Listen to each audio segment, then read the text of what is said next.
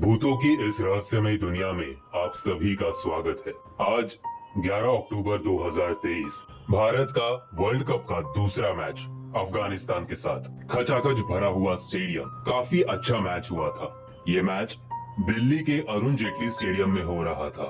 हजारों की संख्या में भारत के फैंस भारत को चीयर करने स्टेडियम पहुंचे थे। उन फैंस में सुजय नाम का एक लड़का भी था। सुजय भारत का नौजवान लड़का जिसका एक ही सपना था, उसे भी इंडिया के क्रिकेट टीम में सिलेक्ट होकर भारत को रिप्रेजेंट करना था। लेकिन अनफॉर्चुनेटली सुजय की आर्थिक हालत अच्छी नहीं थी। सुजय के माता पिता काफी गरीब थे। क्रिकेट की कोचिंग, क्रिकेट की महंगी किट वो अफोर्ड नहीं कर पाते थे। इसीलिए सुजय कोचिंग ना ले सका। लेकिन वो हमेशा ग्राउंड पे जाता और अन्य बच्चों को प्रैक्टिस करते हुए देखता था और मन ही मन काश मैं भी कभी इन लोगों के साथ प्रैक्टिस कर सकूं, ऐसे सोचता था। खैर, सुजय ने तो ये मैच काफी एंजॉय किया। मैच खत्म होने के बाद जब सुजय घर जा रहा था तब उसके मन में सारे ख्याल मैच के ही थे।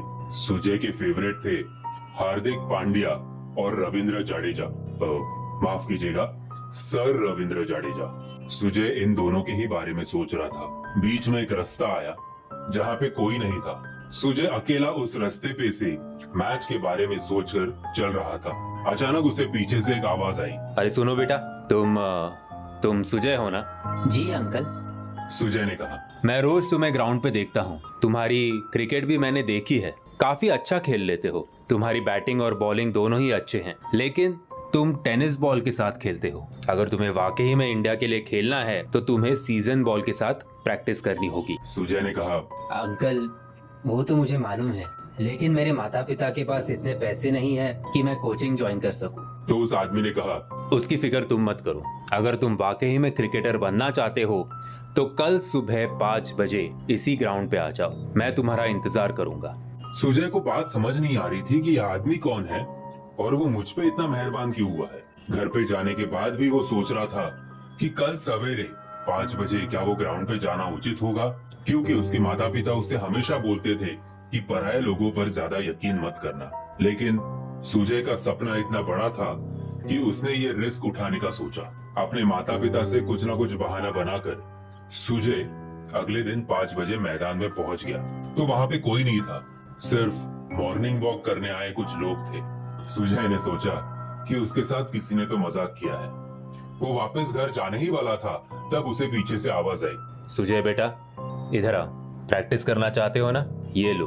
उस आदमी ने क्रिकेट की महंगी किट सुजय को दी। वो किट देखकर सुजय की आंख में आंसू आ गए। सुजय ने उस आदमी से कहा।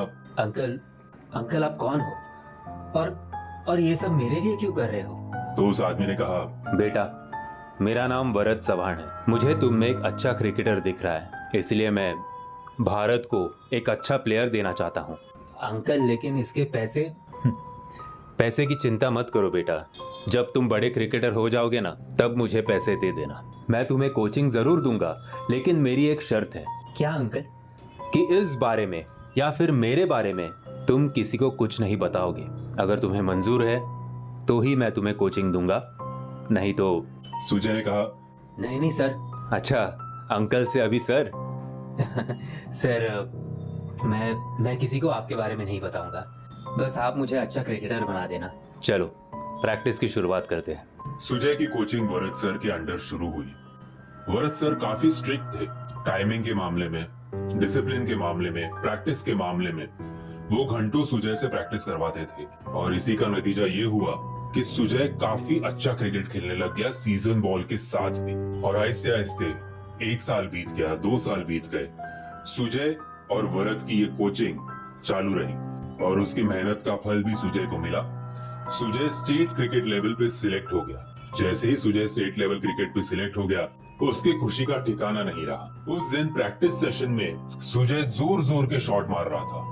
ऐसे ही एक बार उसने एक जोर का शॉट वरद सर की तरफ मारा, लेकिन उसके बाद जो हुआ वो देखकर सुजय के होश उड़ गए।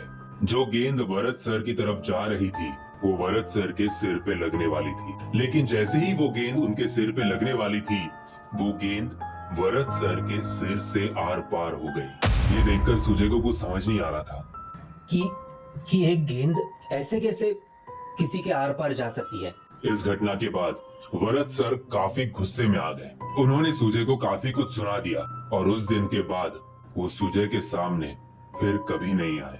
सुजय तो वैसे ही परेशान था। जो उसने देखा उसे उसकी आंखों पर यकीन नहीं हो रहा था। वो वरद सर से माफी मांगना चाहता था। उसने वरद सर के बारे में हर एक जानकारी निकालने की कोशिश की, लेकिन वरद सर के बारे में उसे कुछ पता नहीं चला। एक बार ऐसे ही स्टेट लेवल पे सुजय खेल रहा था। उसकी टीम काफी अच्छा परफॉर्म कर रही थी।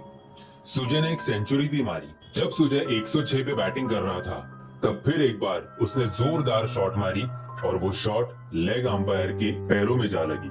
जैसे ही ये घटना हुई, सुजय को वरद सर के साथ जो घटना हुई थी उसे वो याद आ गई। फर्क केवल इतना था कि वरद सर के सिर के उधर बॉल जा रहा था और अंपायर के पैरों पर, और अंपायर को वो बॉल लगी भी, अंपायर के पैरों के आर पार नहीं गई। सुजय का कंसंट्रेशन पूरी तरह से बिखर चुका था। अगले ही गेंद पे सुजय आउट हो गया। सुजय की टीम वालों को भी लगा कि इतनी फोकस के साथ सुजय खेल रहा था, अचानक ऐसे क्या हुआ कि सुजय ने इतनी हड़बड़ाहट में वो शॉट मार दिया। सुजय जब ड्रेसिंग रूम में आया तब उसने कुछ देर खुद को बाथरूम में बंद कर दिया।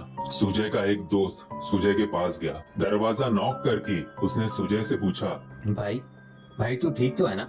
सुजय रोता हुआ बाहर आया। उसने ये सारा का सारा किस्सा अपने दोस्त को बताया। उसने कहा कि मुझे वरद सर की काफी याद आ रही है। लेकिन ये किस्सा सुनकर उसके दोस्त के भी होश उड़ गए। उसके दोस्त ने बोला, वरद सर तुम्हें ट्रेनिंग दे रहे थे? Are you sure? मेरे ख्याल से कोई दूसरे वरद सर होंगे, क्योंकि मेरे भी कोच वरद सर ही थे। क्या वो ऐसे दिखते थे? सुजय के दोस्त ने अपने मोबाइल पे वरद सर का फोटो दिखाया तो सुजय ने कहा, हाँ यही तो थे। तब उसका दोस्त थोड़ा डर गया। उसके दोस्त ने सुजय से कहा, भाई तू क्या बोल रहा है? तू होश में तो है? ये कैसे पॉसिबल है? सुजय ने पूछा, क्यों? तो उस दोस्त ने कहा, भाई वरद सर की 5 साल पहले ही मौत हो चुकी है। वो तुम्हें ट्रेनिंग कैसे दे सकते हैं? तो सुजय ने कहा, क्या मौत? ये कैसे पॉसिबल है? 2 साल तक तो मैं उनके अंडर ही कोचिंग ले रहा था और उनकी वजह से ही मैं इस क्रिकेट टीम में सिलेक्ट हुआ। तू अगर बोल रहा है कि उनकी मौत हो चुकी है, उनकी मौत कैसे हुई? तो सुजय के दोस्त ने कहा कि एक बार प्रैक्टिस सेशन में एक बल्लेबाज ने जोरदार शॉट वरद सर की तरफ मारा। वो गेंद सीधे वरद सर के सिर पे लग गई और कंकशन की वजह से उनकी ऑन द स्पॉट डेथ हो गई। ये सुनकर सुजय के पैरों तले से जमीन खिसक गई। सुजय को समझ नहीं आ रहा था कि जिसके साथ वो 2 सालों तक प्रैक्टिस कर रहा था, जिसने सुजय का सपना पूरा करने में उसकी मदद की, वो वाकई में एक भगवान था या शैतान।